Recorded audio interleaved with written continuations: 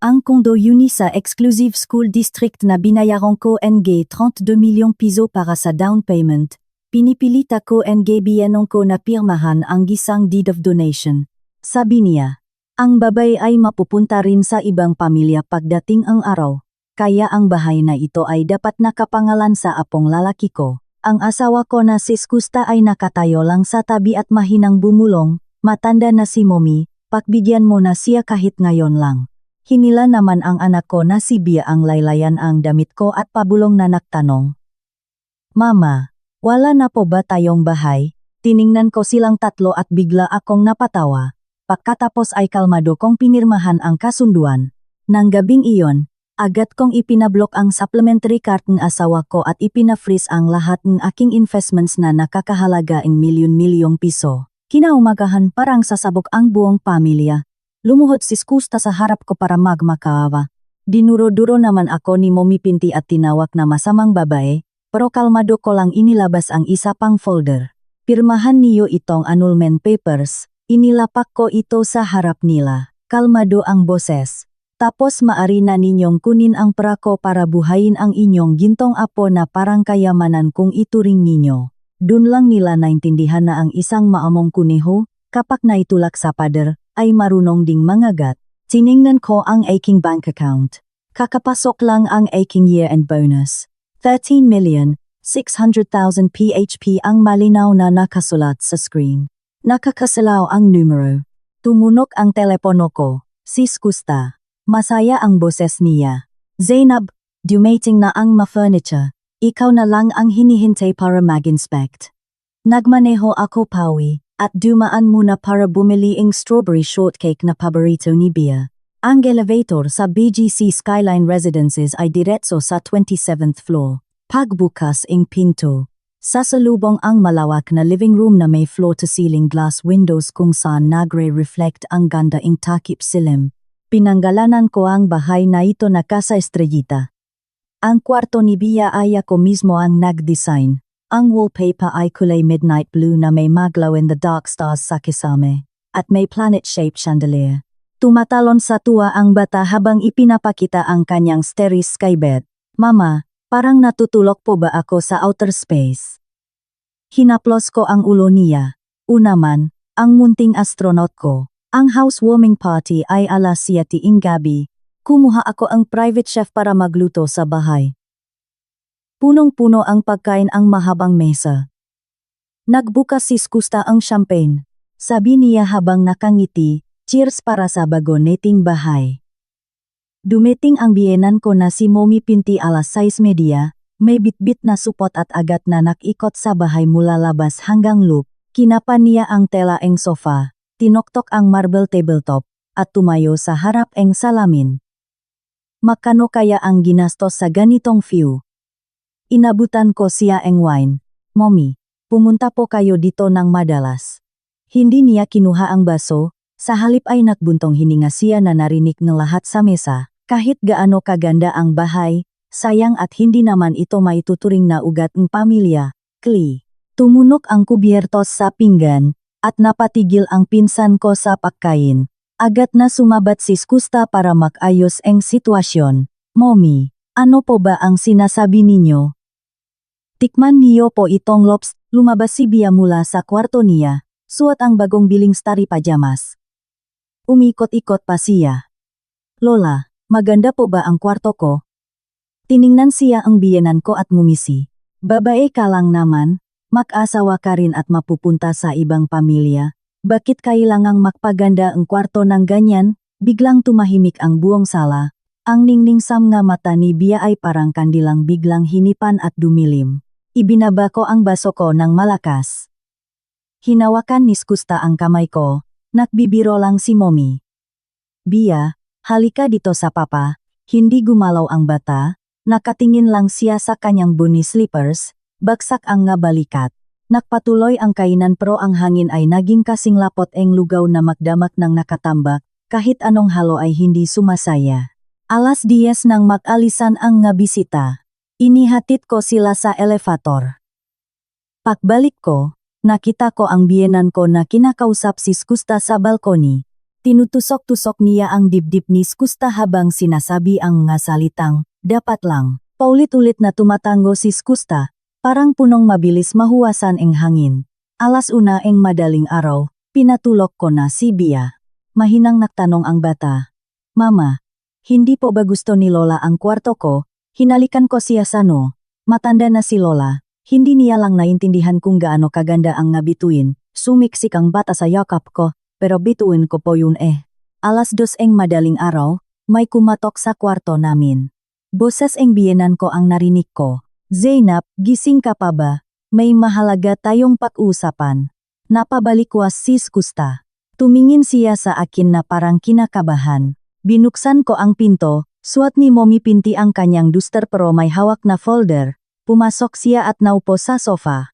Skusta, halika ka rin dito. Tahimik na umupo si Skusta, matigas ang likod. Inilabas ang biyenan ko ang mapapel sa mesa.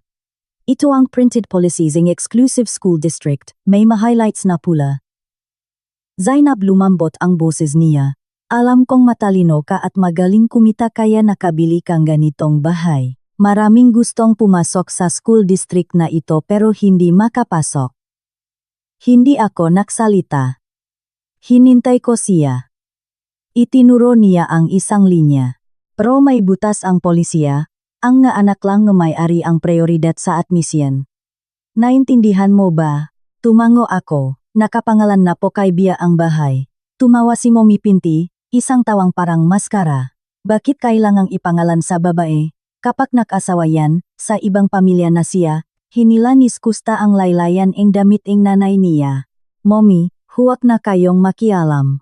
Winaksi niya ang kamay ni Skusta at inilabas sa ilalim ang folder ang isang larawan. Isang batang lalaking matambok ang pisngi. Ito ang pamangkin mo, si Kiko, anak ni Rendon. 8 taon na siya, papasok na sa elementarya sa susunod na taon. Inilapit niya ang larawan sa akin. Ang panganay na apo ng Makli ay dapat mag-aral sa pinakamagandang eskwelahan. Sa wakas ay nagsalita na ako. Kalmado ang boses ko na pati ako nagulat. Tapos, kaya ang bahay na ito. Sabi ng biyenan ko bawat salita, ay kailangang ilipat sa pangalan ni Kiko. Parang may naputol na kuwerdas sa utak ko. Tumingin agad si Skusta sa nanay niya. Mommy, ano pong sinasabi ninyo? Sinasabi ko, tinaasan niya ang boses, na ipangalan kay Kiko ang bahay. Tutal dito pa rin naman kayo titira. At pagdating ni Bia sa pag-aral, humanap na lang kayo ng ibang private school. Tiningnan ko ang kanyang makuko na may pulang nail polish habang tinatapik ang mukhang batang hindi ko naman kamag-anak. 48 milyong PHP ang down payment. 32 million ang galing sa akin. Ang 240,000 PHP na monthly mortgage, ako ang nagbabayad. Hinampas ni Mommy Pinti ang hita niya. Pat, ang pera mo ay pera rin ni Skusta. Ang pera ni Skusta ay perang ang pamilya Klee. At ang pera ang pamilya ay para sa panganay na apo.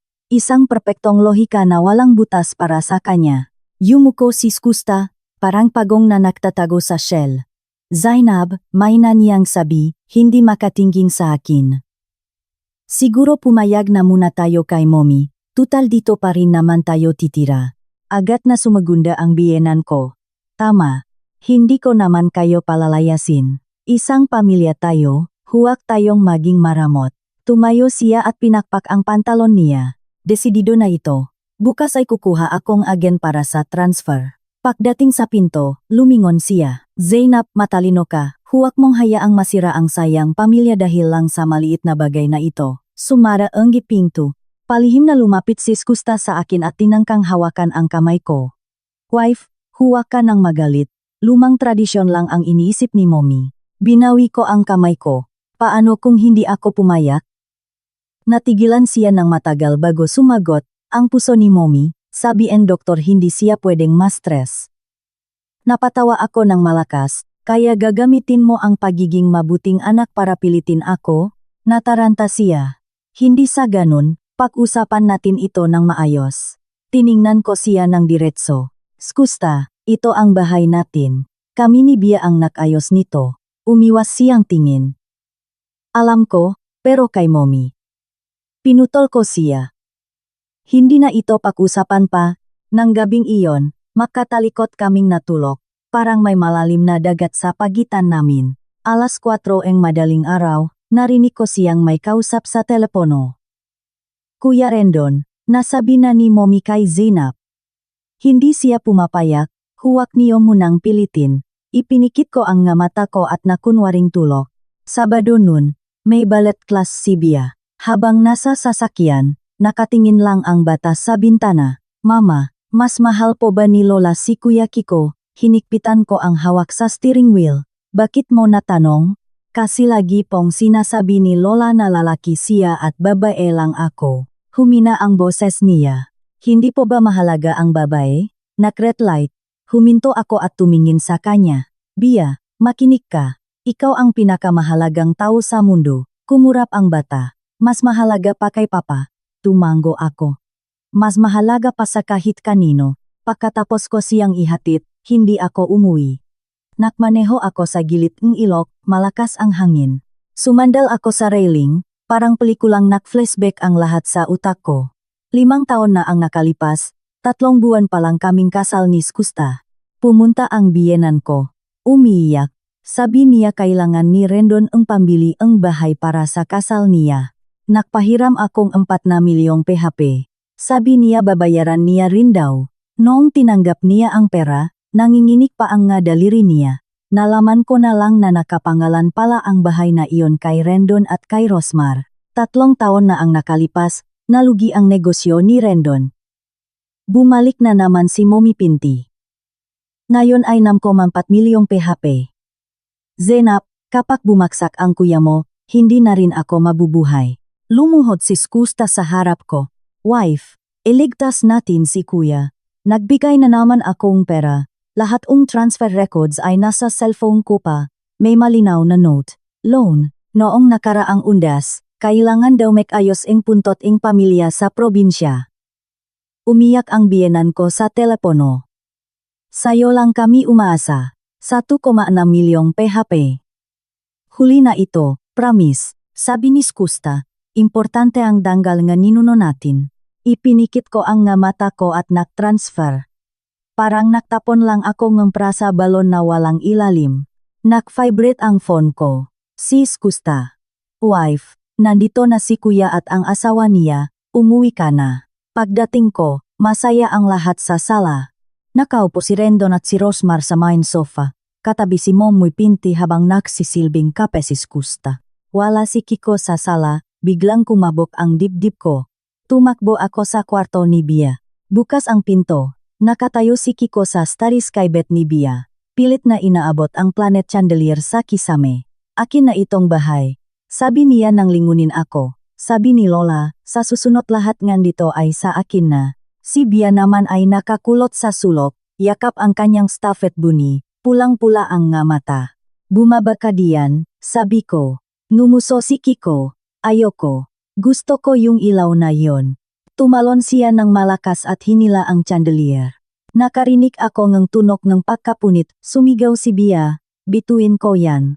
Sinubukan niyang pigilan si Kiko pero itinulak siya nito ng malakas. Tumalsik ang maliit na katawan ni Bia sa sahig, tumama ang likot ng ulo niya sa kanto ng cabinet. Isang malakas na tut, tumigil ang mundo ang 2 segundo bago bumuhos ang iyak ni Bia. Pumasok si Rosmar. Naku, ano ba yan? Naglalaro lang naman ang gagabata. Binuhat niya si Kiko, nasaktan ba ang baby ko? Pumasok din si Skusta. Tiningnan muna niya si Kiko bago si Bia na nasa sahig. Bia, sabi ni Skusta, magparaya ka naman sa kuya mo. Binuhat ko ang anak ko. Mainit at malakit ang likot ng ulo niya may bukol. Sumilip si Rendon sa pinto. Okay lang yan. Normal lang sa bata ang makabanggaan. Tumingin ako ng diretso sa kanya. Lahat kayo, lumabas. Natigilan siya. Zainab, ang kuya mo ito. Sabi ko lumabas kayo. Lumabas sila. Narinig ko ang tawa ni Mommy Pinti sa sala. Maliit na bagay lang naman yan. Masyadong binababy ni Zainab ang anak niya. Nilok ko ang pinto ang kwarto. Habang ginagamot ko si Bia, humihikbi siya. Mama, ayoko po sa kanila. Pinunasan ko ang luha niya. Ayoko rin sa kanila. Nakilaw ang phone ko. Text mula sa bangko. nabawasan ang account ko eng 240,000 PHP para sa mortgage. Tumingin ako sa labas eng pinto. Sa sala, sinusubuan ni Mommy Pinti eng prutas si Kiko. Masayang sinusubukan ni Rendon at Rosmar ang aking wine collection. Nakatayo si Skusta sa tabi nila, nakikigulo, mukha silang isang masayang pamilya. Abang ako, yakap ang anak kong umiyak. Nasa loob eng bahay na ako ang nagbayad eng down payment. Ako ang nagbabayad ing monthly, at ako ang nagdecorate. Pero parang ako pa ang outsider. Hinikpitan ko ang hawak sa phone ko hanggang sa makarinig akong maliit na crack sa screen. Nang makatulog na si Bia, pumunta ako sa office room at binuksan ang laptop.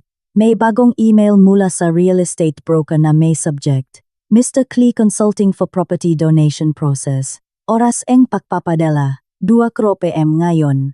Noong oras na sinabi ni Skusta na may overtime siya. Ni-screenshot ko ito. Bumukas ang pinto. Si Skusta may dalang basong gatas. Wife, hindi ka pa ba natutulog? Mr. Klee, hindi ako humarap sa kanya. Kamusta ang donation process na tinatanong mo? Narinig ko ang pagkabasagong baso sa saig. Tumakbo siya para kunin ang mouse ko pero pinigilan ko siya. Makinig ka, magpapaliwanag ako. Nanginginig ang boses niya. Nagbanta si Mommy na magpapakamatay, wala na akong magagawa. Kaya nagtanong lang ako palihim. Hindi naman ibibigay. Nautal siya. Pansamantalang transfer lang hanggang sa makapasok sa school si Kiko. Ibabalik din. Promise ko yan, humarap ako sa kanya. 7 taon ko nang tinitingnan ang mukhang ito. Noong makasintahan pa lang kami, sabi niya, ikaw ang buwan ko na hindi lulubog. Pero ngayon, puro panlilin lang at pakalkula na lang ang nasa mata niya. Skusta. Mahina kong tanong. Kung hindi ako pumayak, mamamatay ka ba talaga? Natigilan siya. Ano, sabi mo nagbabanta si Mommy, ikaw mamamatay ka ba? Napatawa ako. Hindi, dahil alam mong mapipilit mo lang ako na sumuko. Hinawakan niya ang kamay ko. Wife, pamilya tayo, huwag mo namang gawing ganito. Binawi ko ang kamay ko. Pamilya tayo kaya ang ari-arian ko ay pwede ninyong paghatian nang wala akong alam. Naupo siya sa sahig at nagtakip ang mukha. Anong gusto mong gawin ko? Mommy ko yun, kuya ko yun. Sakto namang tumunok ang phone ko, si Tito Boy, ang papa ko. Zainab, boses ni papa na parang nakaalala. Pumunta dito ang biyenan mo kanina. Kumabok ang dibdib ko. Anong sabi niya? Tinatanong niya kung ang ari-arian ang mag-asawa. Kapag ibinigay ang isa ng walang paalam, ay mababawi pa ba? At tinatanong din niya, kung sakaling makipag-divorce ang manugang, paano siya aalis nang walang makukuha kahit 5? Namnamik ang megea daliri ko. Anong sabi niyo, pa? Sabi ko wala akong alam sa batas. Nagbuntong hininga si papa. Zainab, tuso ang biyenan mo, mag-ingat ka. Ibinaba ko ang tawag, nakayuko pa rin si Skusta. Nanginginig ang balikat na parang umiyak. Pero alam kong wala siyang luha. Kailangan lang niya ang posisyon na yon. Skusta, sabi ko, bukas tayo mag-usap. Inangat niya ang ulo niya, gaya ang inasahan ko, tuyo ang mata niya. Anong pag-usapan? Pag-usapan natin ang 7 taon na binigay ko sa pamilya niyo. Pag-usapan natin kung sino ang nagbayad nga bawat sentimo sa bahay na ito. Pag-usapan natin kung hanggang kailan niyo kami hututan ni Rendon. Umiwas siya ng tingin. Huwag ka namang magsalita ng ganyan. Masama pakinggan. Tumayo ako. May mas masama pa. Gusto mong marinig. Nanahimik siya. Linggo umaga. Maagang dumating si Mommy Pinti. Kasama sina Rendon, Rosmar, at Baste. Kumpleto ang delegasyon. Inilapak niya ang isang handwritten na papel sa gitna ng hapakainan. Ang titulo, Voluntary Deed of Donation of Real Property. Napaka-simple nga kondisyon. Ako, si Zainab Harake, ay kusang loob na ibinibigay ang buong pagmamay-aring ngunit kaksisata sa itsemangkwimentaog si BGC, Skyline Residences sa aking pamangkin na si Kiko Klee, nang walang anumang kapalit, at hindi kailanman magsisisi. May pirmahan na sa ilalim, pati pwesto para sa tumar. Zainab, ngumiti si Mommy Pinti na parang anghel.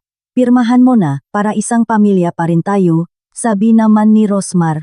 O nga, Zainab, maging malawak ka naman sana, huwag mo nang pahirapan si Mommy. Tumatalon si Kiko sa sofa. Lola, kapag napirmahan na, sa akin na itong malaking bahay. Nakatayo si Skusta sa likod ang nanay niya, parang estatwang walang kibo. Kinuha ko ang papel.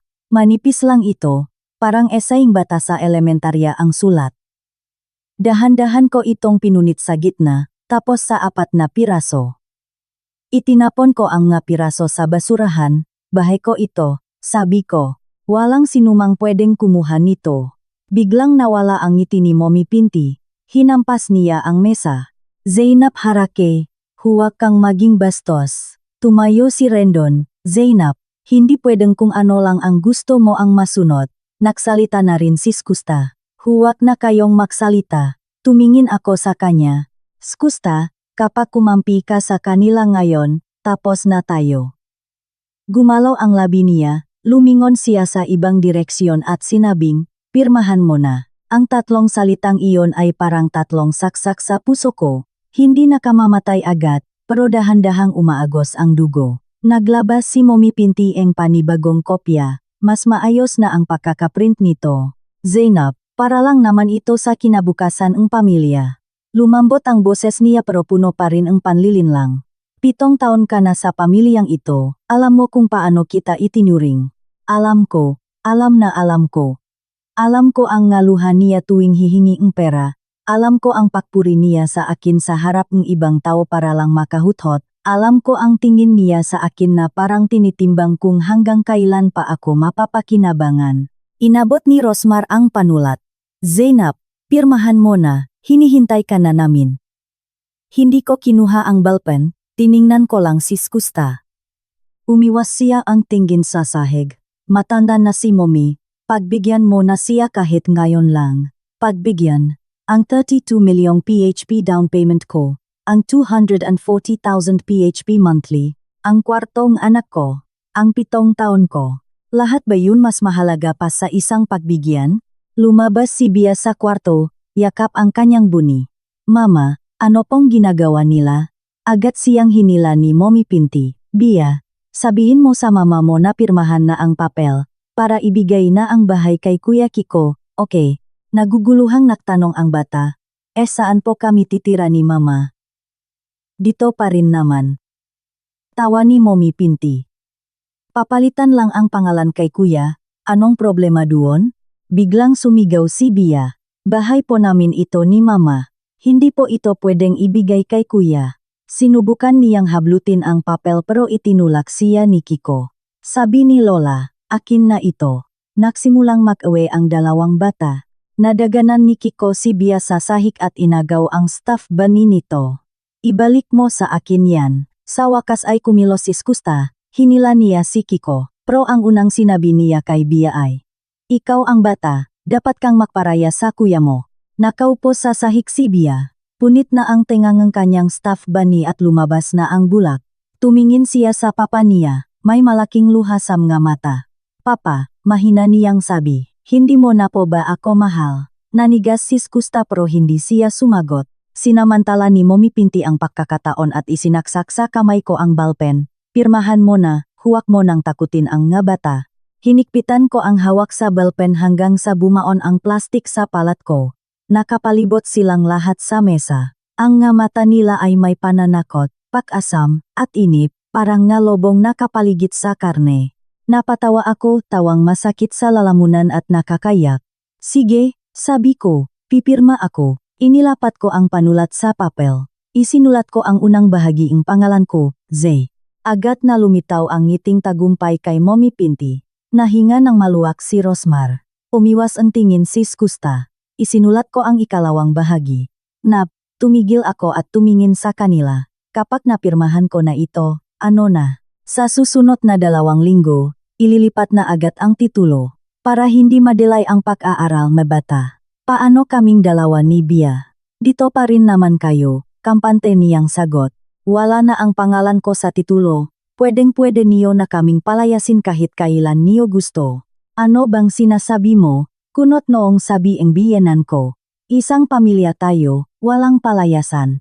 Sabat naman ni Rendon, kung hindi ka kampante, pwedeng gumawa tayong lease contract, kahit token rent lang ang bayaran niyo.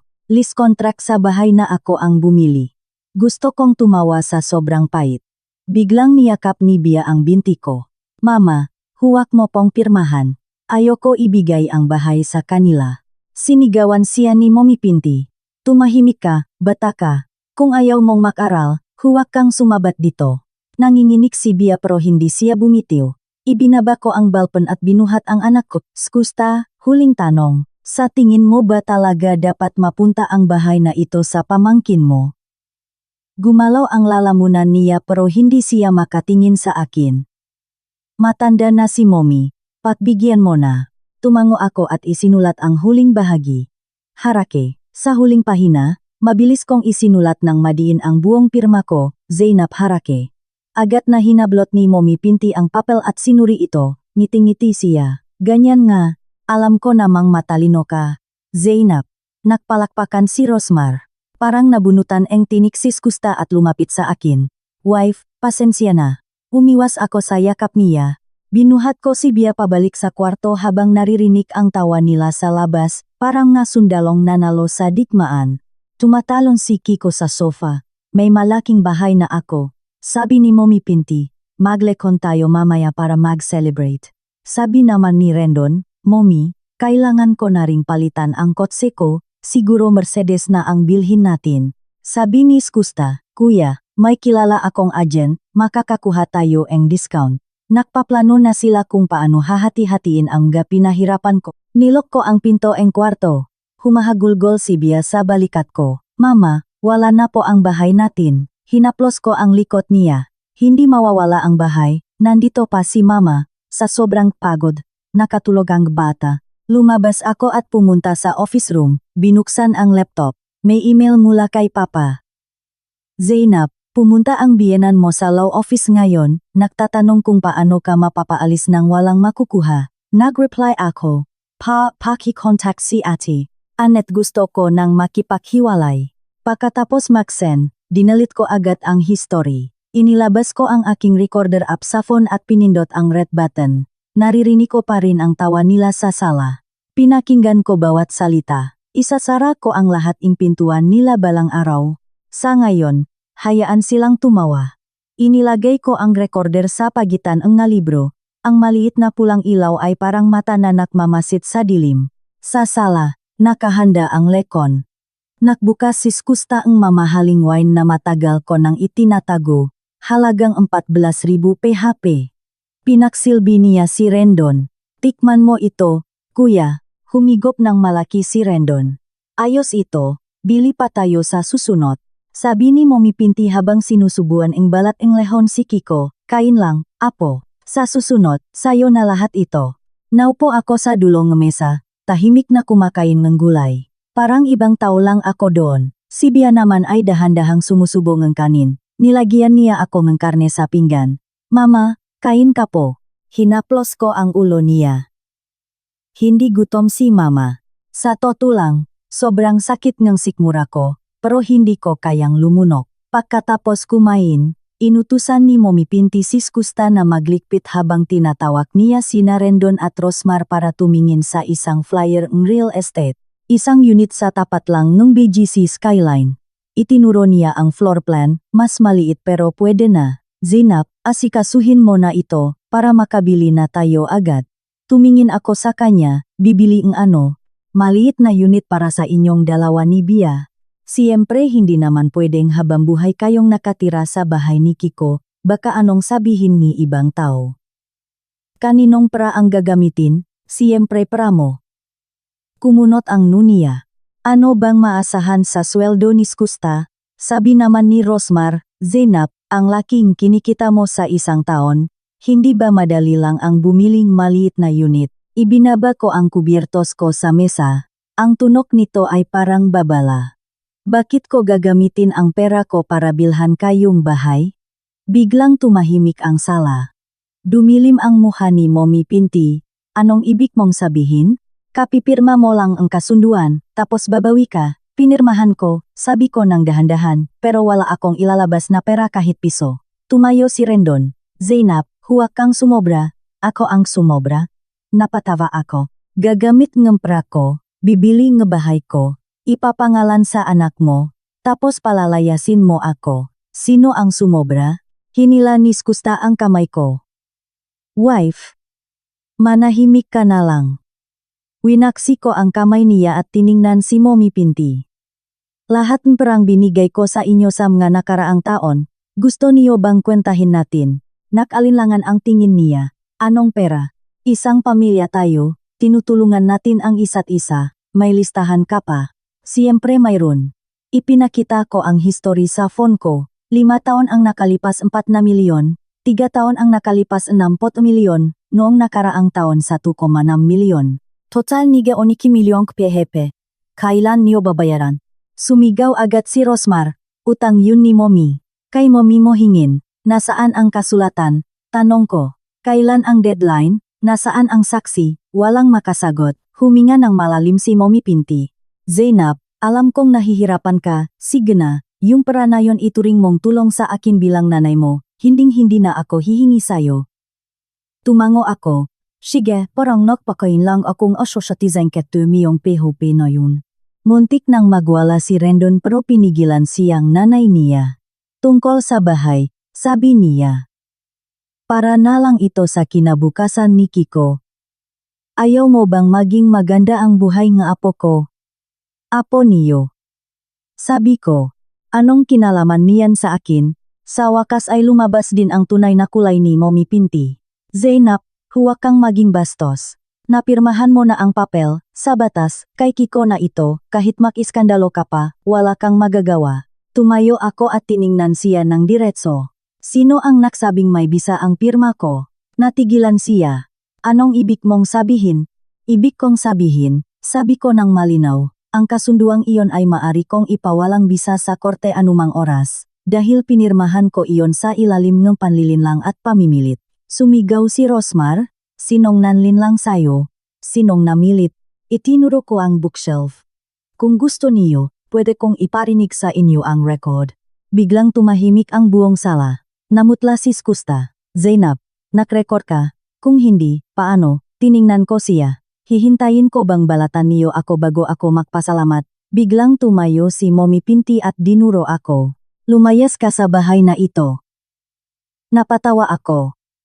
Ang bahay na ito, down payment na 32 milyon, ako ang nakbayad. Mortgage na binayaran ko na ang 2 taon, total na halos 5,7 milyong PHP, ang renovasyon na 6,4 milyong PHP, ako rin ang nagbayad.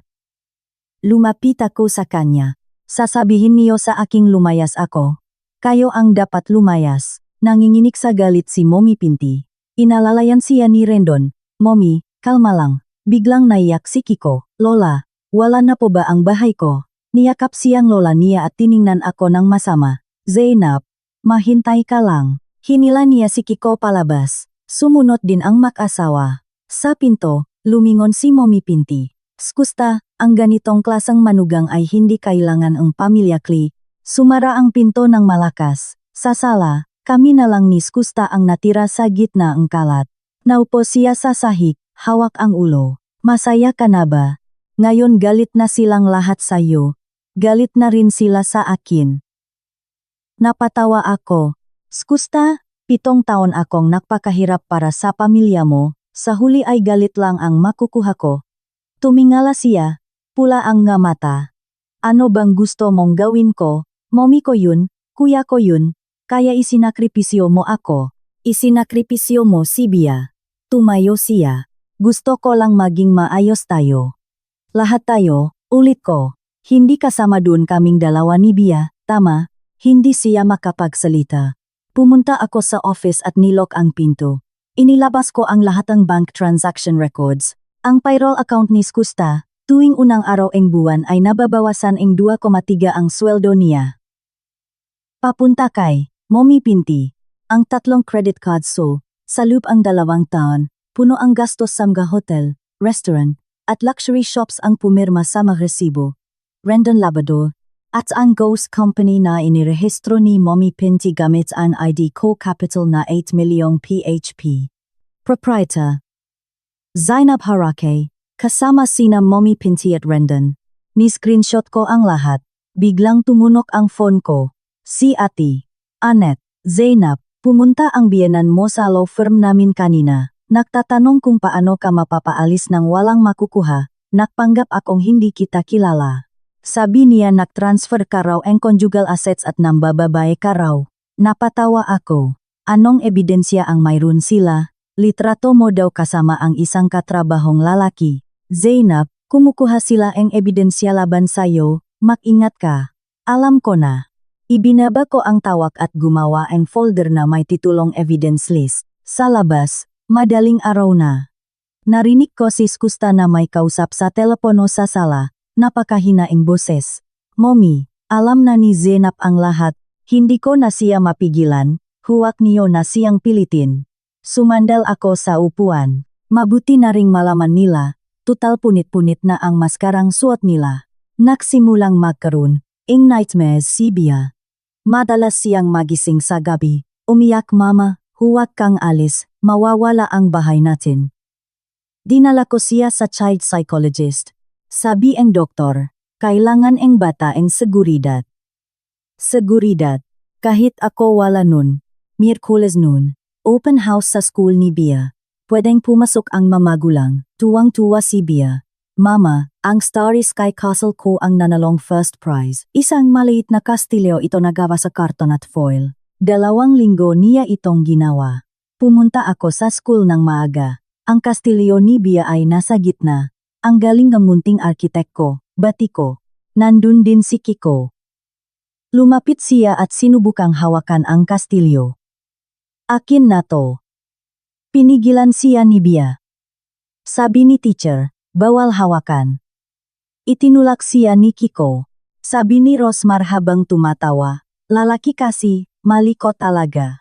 Hindi niya pinigilan ang anak niya. Natisot si Bia at tumama ang siko niya sa mesa. Biglang hinablot ni Kiko ang kastilyo. Laro tayo. Sumigaw si Bia, ibalik mo yan. Ngumisilang si Kiko at biglang binitawan ang kastilyo. Bumaksak ito sa sahig, nabasag, at nawala ang ngailaw. Humagulgol si Bia. Sinubukan niyang pulutin ang gapiraso, nahiwa ang daliri niya at dumugo. Agad ko siyang nilapitan, nakatingin lang si Kiko. Tumatawa. Sabi ni Lola, ang nagamit mo ay sa akin na rin. Hinila siya ni Rosmar. Naku, bakit mo binitawan? Sorry ha, Zainab, aksidente lang.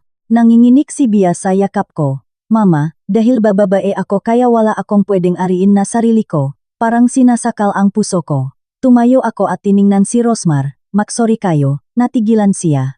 Bata lang yan, Zainab, utusan mo ang anak mong magsorry ngayon din, o tatawag ako ng pulis para sa malicious mischief.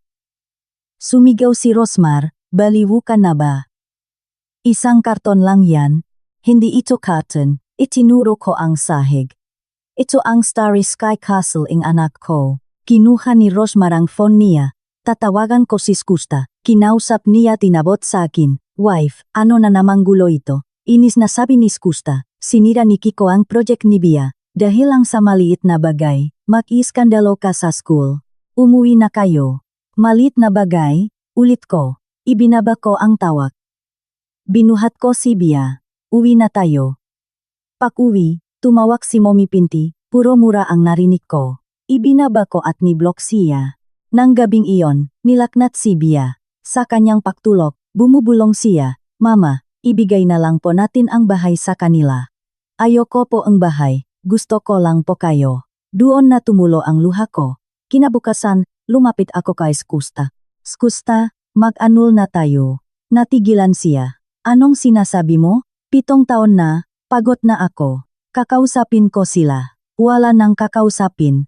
Ilang beses na kitang pinagbigyan, lagi mo silang pinipili. Nag-leave ako sa trabaho at tinala si Bia sa bahay ni Tito Boy. Tinanong niya ako, sigurado ka na ba? Tumango ako. Sige gawin mo na. Pagbalik ko sa BGC, wala si Skusta, nakatanggap akong tawag mula sa car dealer. May 2 sasakyan sa ilalim ng pangalan ko, isang SUV na gamit ko, at isang sedan na gamit ni Skusta. Naalala ko ang isang traffic violation ticket na nakita ko sa phone niya para sa isang BMW X5. Hinek ko sa LTO. Nakapangalan kay Skusta ang BMW X5 na inilipat sa kanya ni Rendon. Pero sa credit card records ko, may transaction na 4 na milyong PHP sa BMW dealer.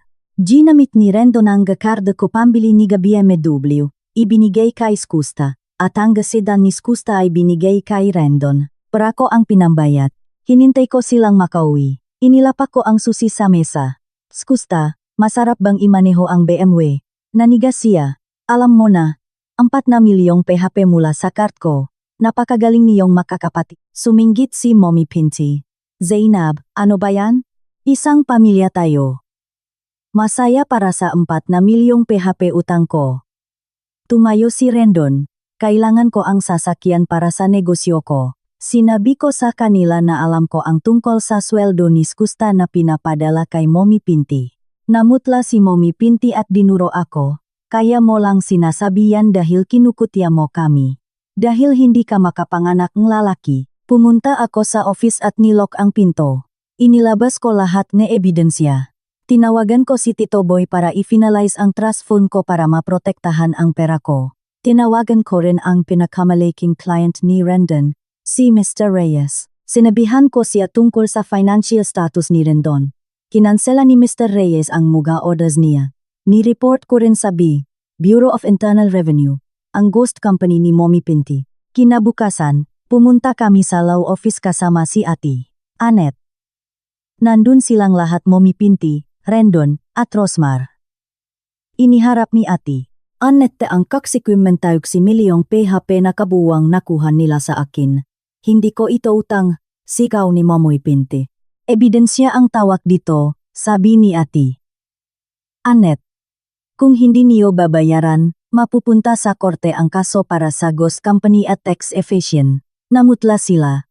Pinilit ko silang pirmahan ang annulment papers at ang kasunduan na ibabalik ang lahat ng pera, pati ang BMW. Kung hindi, haharap sila sa kasong kriminal. Sa huli, pumirma sila. Paglabas ng law office, hinabol ako ni Skusta. Zainab, baka pwedeng pag-usapan pa natin ito. Wala na, Skusta.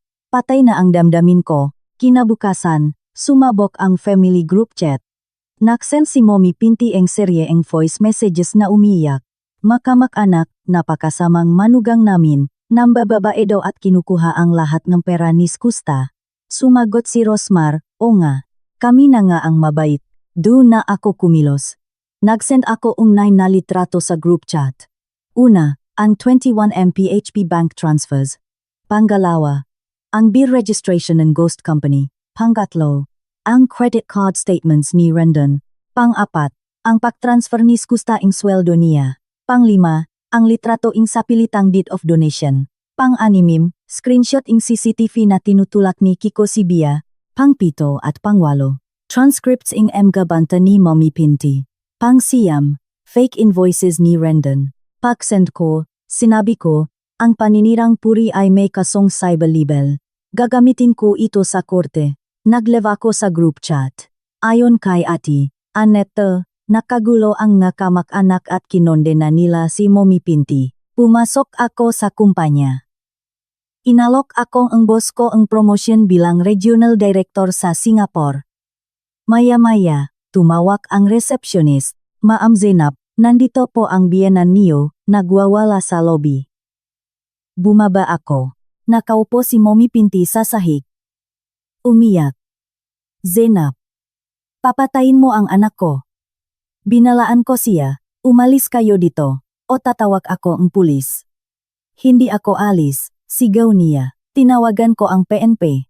Dumating ang mapulis at ineskortan siya palabas. Bago siya umalis, sumigaw siya, makakarma ka rin. Kayo ang isipin niyo, nasabir na ang kaso niyo, sagot ko. Namutla siya. Dumating ang araw ing pagpirma ing final annulment, custody papers sa family court. Nakapirma na si Skusta. Nakita kami ni Mommy Pinty sa labas at sinubukang agawin si Bia. Ibalik mo ang apo ko. Dugong ngikli yan, napatawa ako. Simula ngayon, Harake na ang apelyido niya. Nagwala si Mommy Pinty at sinubukang saktan ako. Nagbanta siyang kukunin sa korte si Bia. Sabi ni Ate Annette, may video evidence po kaming getchid abusin ninyo kay Bia. At ang kliyente ko ay kumikita ni milyon-milyon. Samantalang ang anak niyo ay walang trabaho at baon sa utang. Sino sa tingin niyo ang papanigan ng judge? Nang marinig ito, nang hinasi Mommy Pinti at hinimatay sa mismong labas ng korte. Inalalayan siya ni Skusta palayo. Bumalik ako sa BGC Skyline Condo. Pinalitan ko ang lock at password. Nilinis ko ang bahay. Itinapon ko sa basurahan ang galaruan ni Kiko, sinalas ni Skusta, at ang aming wedding photo album. Wala na ang nakaraan. Dumating si Skusta para ibigay ang huling kopya ng kasunduan. Nakita niya ang malinis na bahay. Umiyak siya at humingi ng tawad. Zainab, mahal na mahal kita. Alam ko, sabi ko. Pero mas mahalin mo na ang sarili mo ngayon. Umalis siya. Kinagabihan, nag-text si Ate Annette na hatulan si Rendon niya probation at multa dahil sa tax evasion. Ang ghost company ni Mommy Pinti ay pinasara at pinakmulta. Umalis na daw si Skustang Manila para magsimula ulit. Tinanggap ko ang promosyon sa Singapore. Tumingin si Bia sa buwan sa bintana, suot ang kanyang starry pajamas. Mama, atin po ba ang buwan? Baby, hindi nila pwedeng kunin yan. Niyakap ko siya ng mahigpit. Ang buwan na hindi buo, ay mabubuo rin muli.